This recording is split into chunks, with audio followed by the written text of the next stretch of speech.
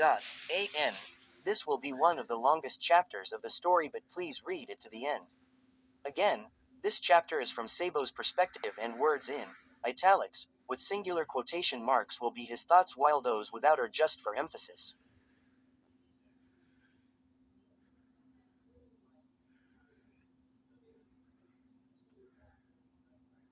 Enjoy. Dragon cleared his raspy throat and continued. Let me get to the point. Recently, our informant in Arabasta Kingdom went silent. Sabo's gaze wandered back to Vivi, whose regal posture faltered slightly at the implication of the informant's perilous position on a scouting mission near the capital. Their last update before going Mia brought us disturbing news about a new group of insurgents active in the area, all of whom seem to possess zone-based devil fruit powers. And some in addition are reported as having particularly versatile cybernetic upgrades, comparable to the work of the elusive Dr. Vegapunk. Our informant's observations have led to 4 theories which I agree with.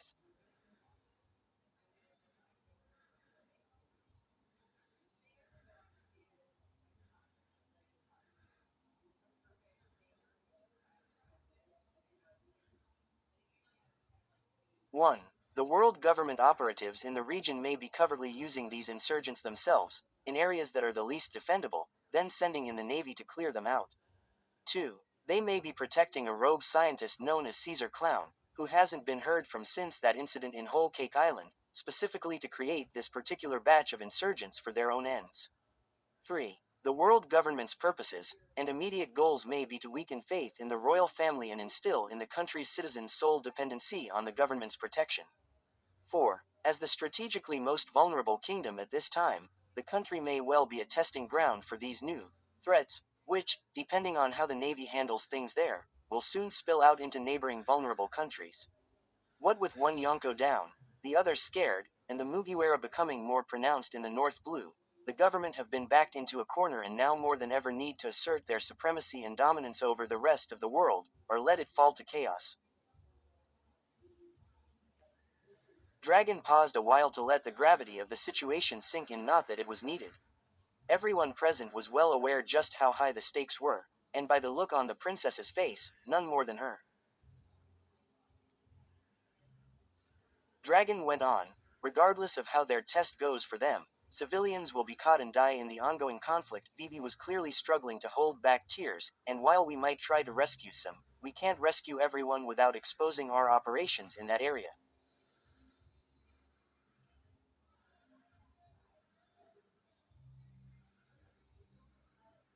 Dragon paused again, pointing from Sabo across to Oyoroi. Your mission will be to escort and guard the princess on her return to the kingdom, investigate the informant's last known coordinates, find out what you can about where exactly these insurgents are coming from, where they're holding up, shut it down and get her out. Our 2 top priorities are shutting this project down before it can spread and keeping her safe until she can wrest control of the country back from the government, before they can recover enough to add it to their currently unstable empire. This is strictly a covert op. We will not be starting an all-out war with the world government. Not right now. We can't send a larger force without making the enemy aware of our position. You will not be receiving backup.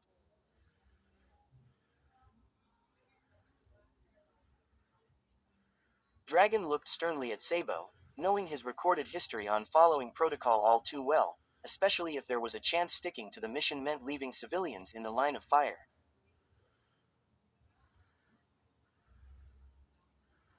Sabo just scowled back, sensing Dragon was secretly daring him to defy him. You'll be heading out on a commandeered underwater vessel tonight, on a 4-day voyage to a small island off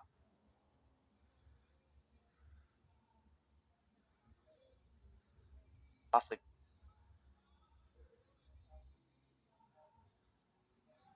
coast of Arabasta, and there you'll board another boat we've arranged with the informants group. From there you will sail to the nearest port town posing as foreign merchants. The rest will be up to you. Any questions?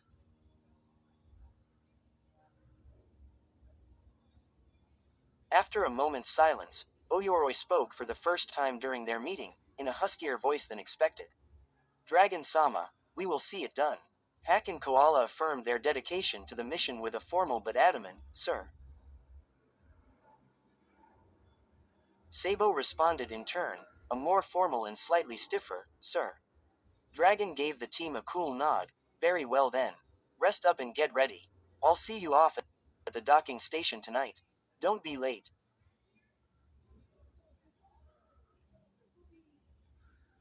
Ivankov stood up and declared, "Good luck everyone. While I can't be with you in fabulous body, know that my fabulous spirit is cheering you on. Sticking it to the man, let's show those government bigots and their insurgent lapdogs what we're made of." Adopting their familiar pose, forgetting the main point of the mission was to go unnoticed. Hee ha. Even Dragon gave Ivankov a curious look, before turning back to the others in the room. Company dismissed. He concluded gruffly. Gradually, everyone stood up and made their way out of the door, except for Dragon. Sabo, the last to reach the door, was stopped with his hand on the handle. "Sabo," Dragon said aloud, but not unkindly.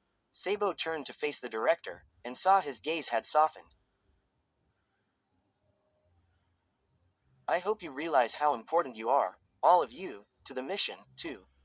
Dragon paused, looking like he was struggling to find the right words.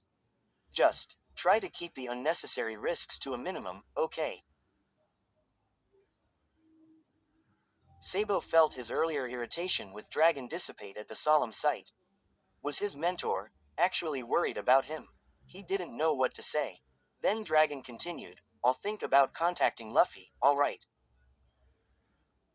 Sabo sighed, knowing this was the best answer he would get right now. "Yes sir, thank you." He finished with what he hoped was a warm smile, before exiting the room.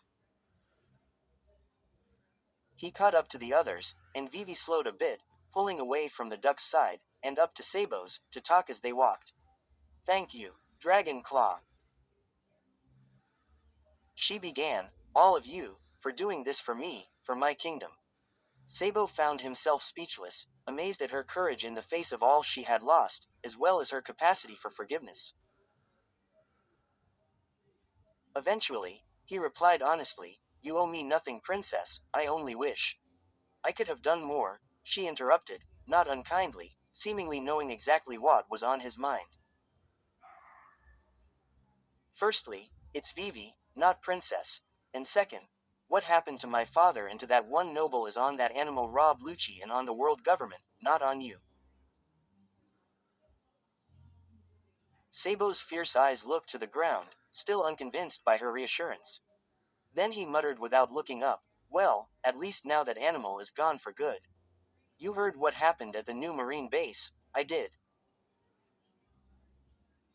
Vivi replied solemnly, somehow not seeming at all satisfied. "I guess it's better for the world in the end, even though it won't undo the terrible things he did, or bring my father back."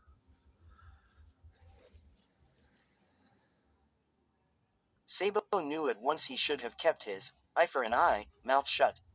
From what he knew of the Nefertari family, they were not motivated by hatred or revenge, but by striving for a better world, and that they would never wish such ill on another, even a man like Rob Lucci.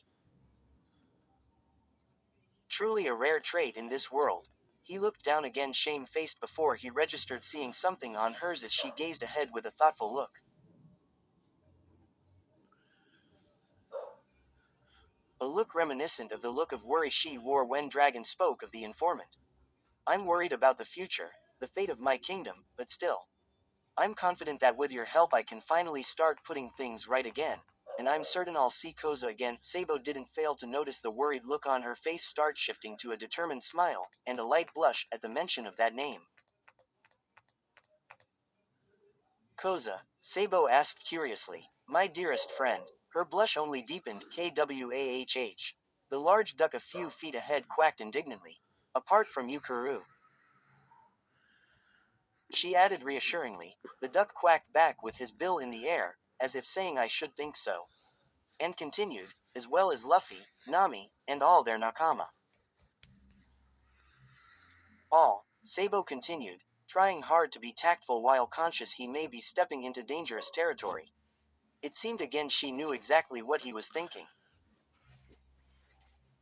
"I don't hold any grudges against Ms. All Sunday, that is, Nico Robin, for the events of our last meeting. In fact, I'm grateful to her for taking care of my friends all this time." Sabo again was impressed by her resolve mixed with her natural kind and forgiving nature. If only more people were like her. Vivi seemed to have a daydreamy, or perhaps hopeful, look in her eyes when she turned back to Sabo. Hey, Dragon Claw, can I ask a couple of things? Sabo responded with a warm, slightly cheeky smile, and conditions of his own. If I'm calling you Vivi, you're calling me Sabo, not Dragon Claw, or Chief of Staff, just Sabo, and sure.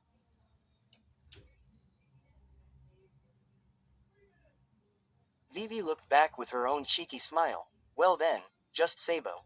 She then adopted a sincere tone. When the mission's over, could you arrange a meet-up with the Mugiwara and me and Karu? I'd really like to catch up with our old friends, and meet the newest ray of light in this world. Sabo grinned at the prospect of another excuse for a playdate with Ehime. Will do, he replied with a nod, determined this time to keep his word and do right by her.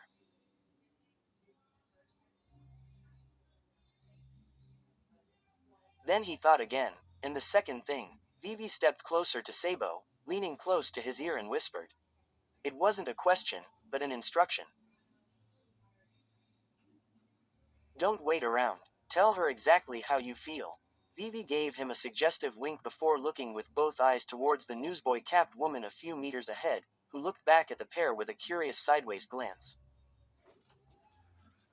Sabo felt that all too familiar heat rise in his cheeks again, and in his left hand. Where stories live. Discover now.